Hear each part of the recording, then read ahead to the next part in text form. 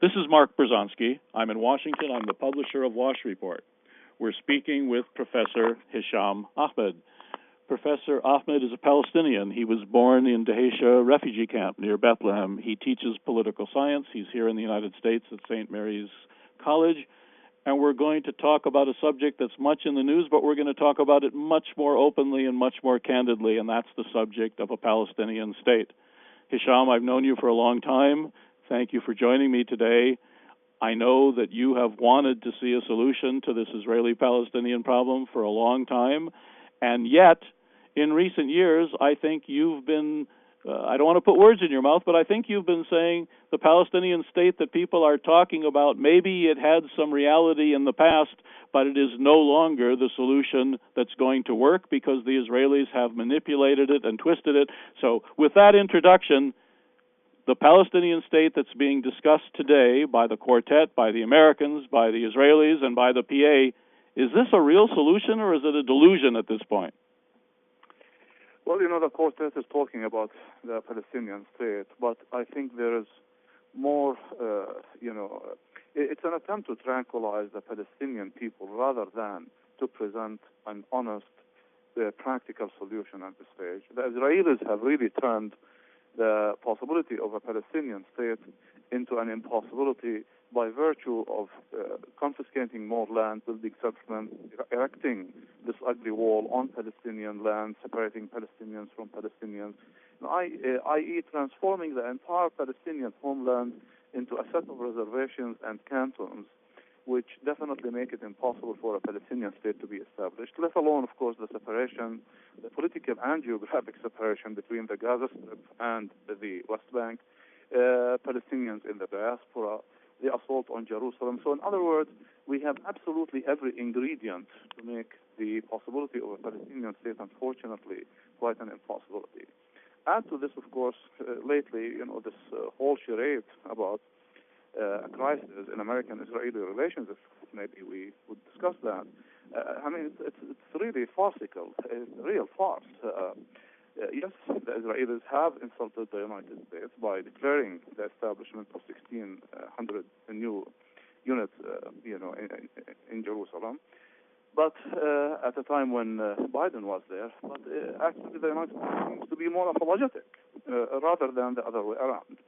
Add to this the fact that Mitchell, who supposedly canceled his trip to the region last week, is back again this week.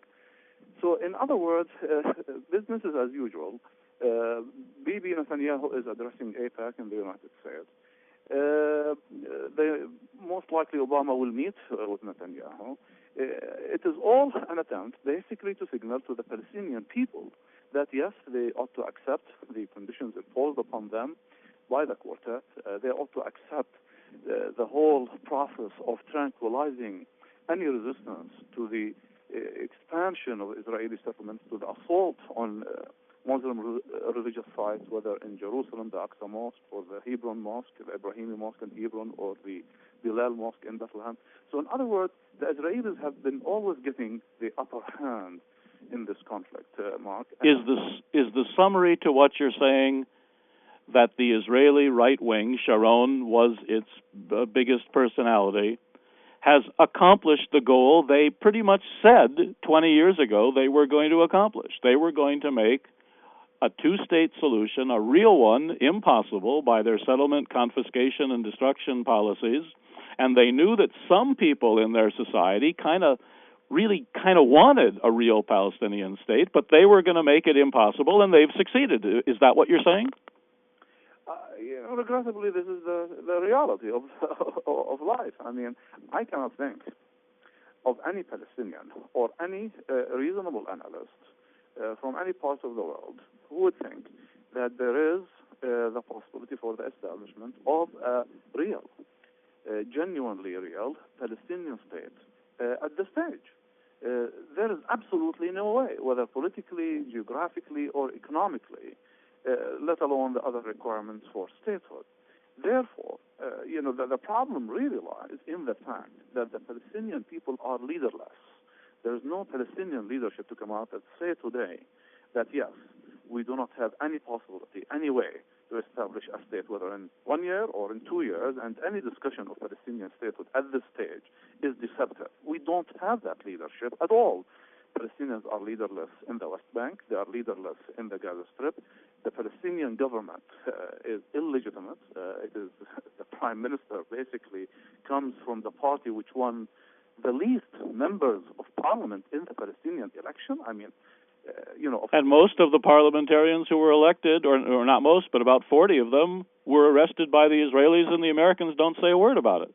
Absolutely. And of course, in Gaza, in the Gaza Strip, Hamas has declared also its own government, and which is also illegitimate because its mandate has expired. So the Palestinian people are in a dire dilemma in every sense of the term. I mean, there's a legitimacy crisis, there is a leadership crisis, there is an international crisis. Ban Ki-moon goes yesterday to Ramallah and talks about Jerusalem, dividing Jerusalem between Palestinians and Israelis, but he was not talking about Jerusalem. He was talking about East Jerusalem. In other words, he wants to divide East Jerusalem between two states because of the different religious styles. Well, and then they want to call Abu Dis Jerusalem and let Palestinians go to Abu Dis but not go to Jerusalem. That's exactly what he is talking about. Because that's the Israeli and the American plan. Absolutely. Well, not so much the Israeli plan, but the Israeli quote-unquote left plan, Yossi Beilin and Perez and that crowd. So the situation is indeed dismal, and yes, for me as a Palestinian, I've never learned to be pessimistic, and I am not, but I have to be realistic and say that in the foreseeable future, what I see, unfortunately, is more calamity, more volatility in the region. I think the Netanyahu government basically wants another Palestinian uprising of some sort so that it will have an opportune moment to shed more Palestinian blood, to demonstrate to Israeli public opinion that it does have the ability to deal blows to the Palestinian people, and thirdly, to prepare, to pave the way for perhaps some regional war in the very near future. I would say this summer is going to be a doubly hot summer in the Middle East, and I hope I'm wrong, but I think all indicators do point in that direction. Well, if this were to occur, I think then we have to expect so many consequences and so many spillover effects, the magnitude and the size of which nobody can foretell. How does this tie in with the great movement among what I'll call left Zionists, although most of them are actually very traditional Zionists? J Street was set up in Washington. Yossi Beilin, the Geneva Plan. I mean, they're all talking about a Palestinian state. They seem much more desperate to create something called a Palestinian state than the Palestinians do. Well, yes, they do want to create a Palestinian state, but only in two layers, in the minds of a handful of Palestinian Arabs and on books, on paper. But that's about it. In reality, they know quite well that there is no Palestinian state. See, these are the tamers, Mark. These are the tranquilizers, okay? And for Palestinians, these are, more detrimental. These are worse than the soldier on the street out there, the occupation soldier on the street there, shooting at Palestinians, because these are the deceptive ones. These are the ones who engineer very calculated schemes, okay, to pacify the Palestinian mind and to create a Palestinian leadership that is completely divorced from the desires, the ambitions, and the rights of the Palestinian people. And this is exactly what we have today, Mark. And the Zionist left, I think, it's really the center, but let's call it the left, is desperate to give the impression that they really offered the Palestinians some statehood. It wasn't, but in reality, they're trying to make themselves feel better, and they don't really have any option. And they realize that, though they won't talk about it,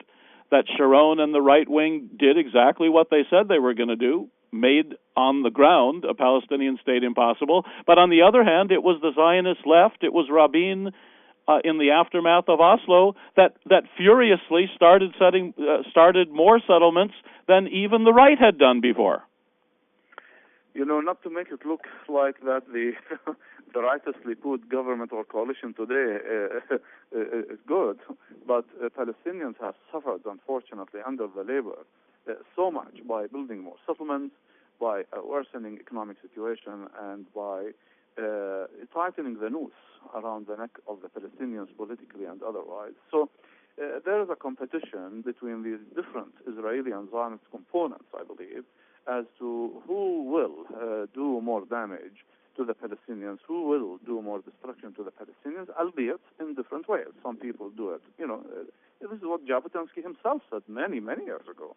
Some do it with, military bayonets, and others do it with political bayonets. But at the end, they all meet, at the same spot, i.e., against the Palestinian people. And this is unfortunately the situation on the ground today. It's a very painful. And what's your analysis of the Obama administration? Of course, it's President Obama, but it's Chief of Staff Rahm Emanuel, and it's Middle East man Dennis Ross. So what's your really candid, tough-minded, realistic assessment of the Obama administration, which many people in the world believe is helping the Palestinians establish a real state?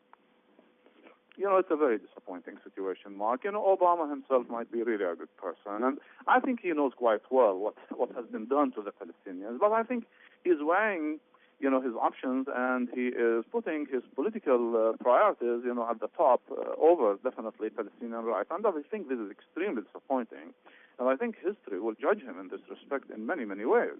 It will not be satisfying whatsoever for Palestinians that when Obama leaves office as a former president, that he starts writing about Palestinian rights. That will not be acceptable. He has the chance today to really shake up things. Yes, I realize, of course, that there are so many odds. He has many, domestic problems that he has to deal with, and so many domestic components and constituencies. That is absolutely true, and I understand that from a political science point of view.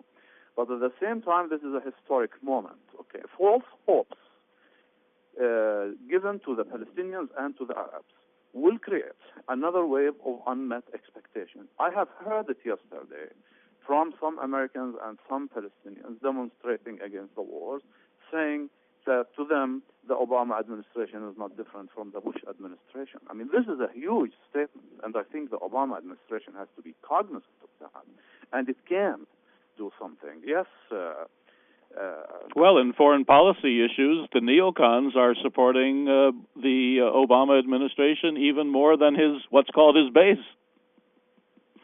That is true, because he is leaning more towards the neocons. And I'm referring from Afghanistan to Iran policy to the overall Middle East policy, and ultimately towards Palestine as well.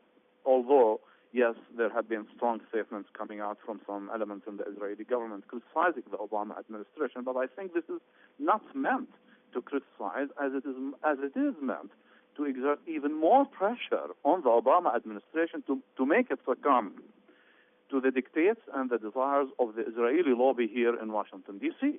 And I think the Obama administration has to be cognizant of this fact and has really to be bold, all right, in upholding the promises it has given to the Arab world. Well, Hisham, let me phrase it this way. There seems to me a bit of a contradiction in what you're saying. On the one hand, you're saying, if I understand right, and correct me if I don't, you're saying it's really too late for a real Palestinian state. What the Israelis have done with the wall and the barriers and the Bantustans and the barriers around Jerusalem and all the restrictions, it's too late for a real Palestinian state. On the other hand, you say, but if Obama should be bold, he's got to stand up. Well, if it's too late for a real Palestinian state, what are you expecting Obama to be bold about?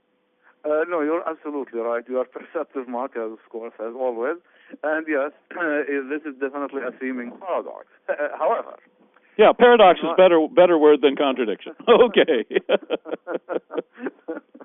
However, as I said before, to be Palestinian, you cannot help but to be optimistic. That's number one. Number two, in the realm of politics, there's nothing impossible. Yes, what seems to be impossible today can be turned over. if there is the political will and political desire to do so. That requires leadership, of course. That requires bold action. What I'm saying is that at this very moment, given all the ingredients that exist today, it's impossible for a Palestinian state to be established. However, Obama can turn things around and make this possible, indeed. Let's uphold international law. Okay, I'm not going to let you off the hook now. If Obama could, what is it you're saying he would have to do? Because freezing a few settlements isn't going to change the situation. No, exactly. That's what I wanted to say. Let us recall for a moment, Ronald Reagan's statement regarding the Berlin Wall, okay? He, addressing Gorbachev, said, Mr. Gorbachev, please turn down this wall. And I'm calling upon President Barack Obama to be bold enough to come out and say that Netanyahu tear down this wall, all right? If he were to do that, he is upholding international law, and he is upholding American law as well. And he is definitely sending an extremely important positive signal to the rest of the world of fair standing on the part of the United States in its foreign policy. Okay, but talk about paradoxes. How can you expect the President of the United States, with all the pressures that he has to deal with in the Israeli Jewish lobby, to do something that the Palestinian leadership doesn't do? They don't talk about the International Court of Justice ruling the wall illegal. They don't call for the wall to be torn down. They don't even call for the restrictions to be ended. How can you expect an American president to do what the Palestinians don't even do? That is the dilemma. But this is what real change means. Obama doesn't have to be more Palestinian, than the Palestinians. He doesn't have to be a leader of the Palestinian people, but he needs to commit himself, to the idea of change that he espoused when he ran for office. Yes, there is a serious internal crisis among Palestinians, and I fully understand. And this is actually the main point of weakness today, for the Palestinian people, is that they are leaderless, and therefore many people around the world, Arabs, Muslims, Christians, constantly say that, how can we be more Palestinian than the Palestinians themselves? But, any defense of human rights and of other people's rights does not have to be contingent upon, this criterion, i.e. the weakness of leadership among the Palestinians.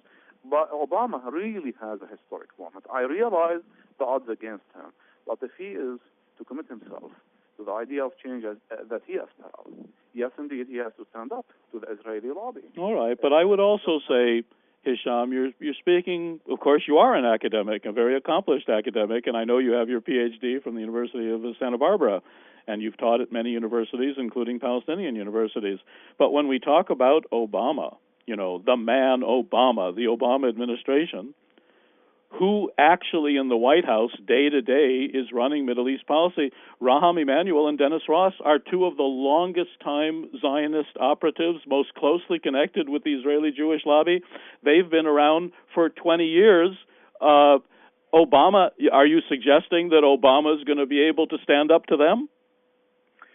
If change is to be fulfilled, yes. Now, I fully realize that what I'm saying carries more idealism than reality, unfortunately, because he might not do that, and most likely he is not going to do that, especially if he considers to run against. But you're saying that's what would be needed.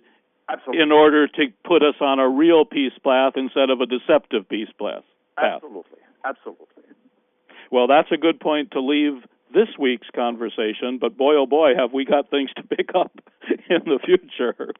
Thank you so much. I'm Mark Bruzonsky in Washington. I'm the publisher of Wash Report and MiddleEast.org, and we've been speaking to Professor Hisham Ahmed, a Palestinian born in Dheisheh refugee camp and one of the most astute and thoughtful analysts on these issues, and a good friend of mine. You are very kind, Mark. Thank you again.